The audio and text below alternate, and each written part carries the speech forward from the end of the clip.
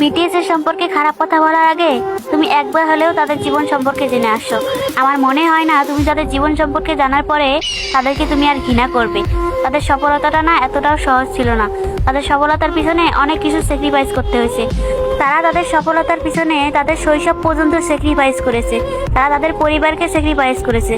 যেই বয়সে তুমি ব্যাট বল নিয়ে খেলা করতা, সেই বয়সে তারা তাদের কেরিয়ার নিয়ে ব্যস্ত ছিল। আর তুমি বিটিএস নিয়ে খারাপ মন্তব্য করো। যেদিকে বিটিএসরা শত শত মেয়েদের সাথে কাজ করার পরেও তাদের দিকে খারাপ নজরে তাকায় না, সেদিকে তুমি তাদের পুরুষত্ব নিয়ে কথা বলো, তাদেরকে হিজড়া বলো, কারণ তারা কোনো মেয়ের দিকে খারাপ নজরে তাকায় না বলে। এদিকে বাংলাদেশি কুলাঙ্গার ছেলেরা পদ্মাশীল মেয়ে থেকে শিশু পর্যন্ত ধর্ষণ করা চায়নি, সেদিকে আমাদের বিটিএস মেম্বাররা এই পুরো পৃথিবী থেকে এই ধর্ষণ নামক আইনি অপরাধটাকে উধাও করে দিতে চায়। এবং তারা এই কাজটার জন্য নিয়মিত কাজ করে যাচ্ছে, শত শত ডলার খরচ করতেছে। আর তুমি তাদের পুরুষত্ব নিয়ে কথা বলো। যদি তারা তাদের পুরুষত্ব দেখানোর জন্য মেয়েদের সাথে খারাপভাবে মেলামেশা করতে হয়, তাহলে আমার মনে হয় তারা হিজড়াই ঠিক আছে। আসলে কি জানেন, একটা সুস্থ মস্তিষ্কের মানুষ তাদের পুরুষত্ব নিয়ে কথা বলতে পারে না।